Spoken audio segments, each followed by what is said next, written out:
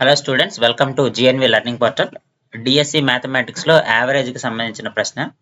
10 అంశాల సగటు 16.3 అని ఇచ్చారు. అందులో ఒక అంశం విలువ 23కి బదులుగా 32 అని తప్పుగా నమోదు చేశారు. అయితే సరి చేసినటువంటి సగటు ఎంత అని అడుగుతున్నాడు. ఇక్కడ మనకు ఇచ్చిన అంశాలు ఎన్ని అంటే 10 అంశాలు. సో వాటి యొక్క సగటు 16.3.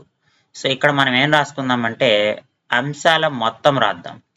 అంశాల మొత్తం రాద్దామంటే మనకి సగటుని ఎన్ని టర్మ్స్ ఉన్నాయో అంత మల్టిప్లై చేస్తాం. ఇక్కడ 16.3 వచ్చింది కాబట్టి 16.3 ఇంటూ 10 చేస్తే మనకి 163 వస్తుంది.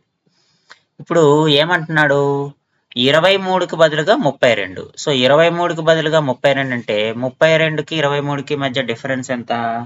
మనకి 9 డిఫరెన్స్ వస్తుంది. సింపుల్గా ఈ 163లోంచి 9 తీసేయండి. 163 నుంచి 9 తీసేస్తే 154. మనకి టోటల్ నెంబర్ ఆఫ్ టర్మ్స్ 10 కాబట్టి బై 10 చేస్తే మనకి కావాల్సినటువంటి ఆన్సర్ ఎంత వస్తుందంటే 15.4. అంటే కావాల్సినటువంటి కరెక్ట్ యావరేజ్ ఎంత అంటే 15.4 అవుతుంది అనమాట.